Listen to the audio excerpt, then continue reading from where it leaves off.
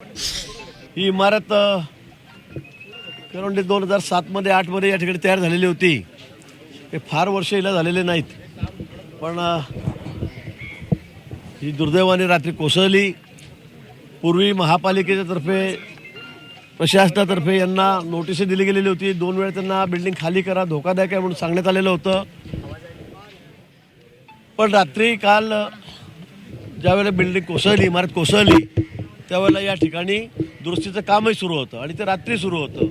या ठिकाणी सगळे कॉलम आपण बघतात ते सगळे आसारे दिसत आहेत, खराब झालेले आहेत आणि त्यांना रिपेअर करण्याचं काम कोण कॉन्ट्रॅक्टर असेल, ठेकेदार असेल, तो या ठिकाणी करत होता। परंतु हे करत असतानाच ही इमारत अचानकपणे कोसळली। पण नशिबाने खरं म्हणजे याच्यामध्ये जवळपास 30 परिवार राहत होते, कुटुंब राहत होते आणि त्यांना सर्वांना बाहेर काढण्यात आलेलं होतं। तरीसुद्धा 12-14 कामगार असतील, एखादं कुटुंब त्या ठिकाणी या अपघातामध्ये सापडलं आणि जवळपास 9 जणांचा दुर्दैवी मृत्यू या ठिकाणी झालेला आहे। अजूनही शोधकार्य सुरू आहे। सगळ्यांच्या सांगण्यानुसार अजून 3-4 जण खाली असतील अशी भीती वर्तवली जाते आहे। या ठिकाणी एनडीआरएफची टीम तात्काळ या ठिकाणी आली। ठाण्याची कॉर्पोरेशनची डिझास्टरची टीम आहे, तीसुद्धा या ठिकाणी आली। जिल्हाधिकारी या ठिकाणी आहेत, या ठिकाणी कमिशनर आहेत, सगळे लोकप्रतिनिधी या ठिकाणी आहेत, सर्वजण या ठिकाणी आहेत। वाचवण्याचा सर्वकष प्रयत्न एनडीआरएफने रात्री केला, सर्व लोकांनी तो बघितलेला आहे। प्रशासन या ठिकाणी होतं, पण 9 जण यात गेलेले आहेत। ही अतिशय दुर्दैवी घटना आहे। मला वाटतं या संदर्भामध्ये सर्व चौकशी तर केली जाईल। खरं रिपेअर करण्याच्या, दुरुस्ती करण्याच्या आधी ही परवानगी घ्यावी लागते कॉर्पोरेशनची, पण तशी कुठली कॉर्पोरेशनची परवानगी ठेकेदाराने या ठिकाणी घेतलेली नाही आणि घेतले नसताना त्यांनी कामाला सुरुवात केलं आहे। तो सगळे पिल्लर फोडत होता, आसारी उघडी करत होता, त्यावर त्याला रिपेअर करत होतं आणि त्यातच काहीतरी चुकलं आणि ती इमारत पूर्णपणे खाली कोसळली आहे। सर, या संदर्भात आता इतर उर्वरित जो भाग आहे तो देखील धोकादायक आहे, तर त्या संदर्भात काही निर्णय घेतला आहे? आपण बघताय त्या ठिकाणी उर्वरित भाग, ही बी विंग होती, ए विंग सुद्धा तशीच आहे, बाजूची इमारत सुद्धा तशीच आहे। सर्वांना खाली करण्यात आलेलं आहे। सगळी इमारत खाली करण्यात आलेली आहे। त्यात राहणारे सगळे जे भाडेकरू असतील, लोक असतील, त्यांना सर्वांना खाली करण्यात आलेलं आहे। मला वाटतं ही इमारत सुद्धा आता आपण बघतात ती अर्धी तुटलेलीच आहे, ती सुद्धा तोडावी लागेल, ती लगेच खाली उतरावी लागेल आणि आता अजून एखादी दुसरी दुर्घटना या ठिकाणी होऊ शकते। आणि म्हणून कॉर्पोरेशनला या ठिकाणी आम्ही सूचना केलेल्या आहेत। जिल्हाधिकारी पण या ठिकाणी आहेत, सर्व प्रशासन या ठिकाणी आहे आणि आम्ही त्यांना सूचना केलेली आहे की ही इमारत लगेच खाली करा। पण या ठिकाणी रात्रभरापासून एनडीआरएफ असेल, ठाणे महापालिका कर्मचारी असतील, या ठिकाणचे सगळे कॉर्पोरेशनचे पोलीस यंत्रणा आहे, रात्रभर या ठिकाणी जागून त्यांनी खूप प्रयत्न केले लोकांना जिवंत काढण्यासाठी। परंतु दुर्दैवाने 9 लोक यामध्ये मृत्युमुखी पावलेले आहेत।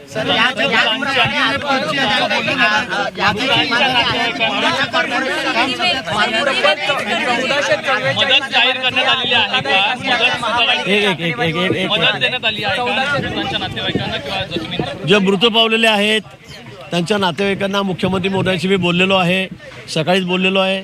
त्यांनी या ठिकाणी जी नियमानुसार मदत आहे एनडीआरएफच्या निकषानुसार 4 लाख रुपये, 5 लाख रुपये या ठिकाणी जाहीर केलेली आहे। माननीय मुख्यमंत्री महोदयांनी ती जाहीर केलेली आहे। त्यांना सगळ्यांना प्रत्येकी मृताच्या मागे जी रक्कम या ठिकाणी त्यांनी मदत ही त्यांना त्या ठिकाणी दिली जाईल।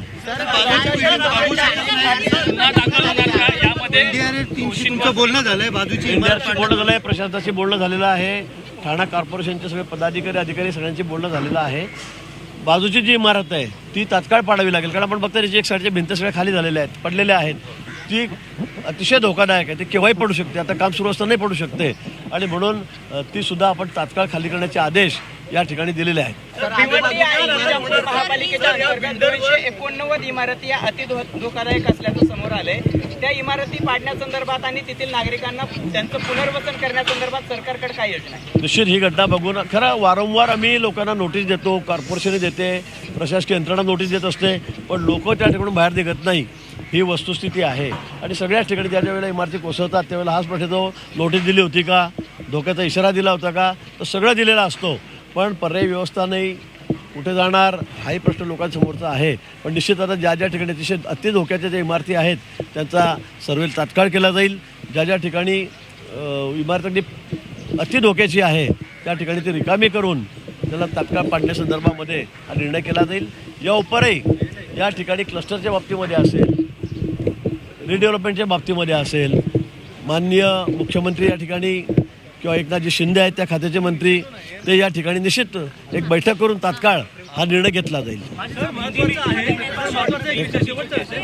अनेक अधिकृत इमारती आहेत ज्या अजूनही उभ्या आहेत.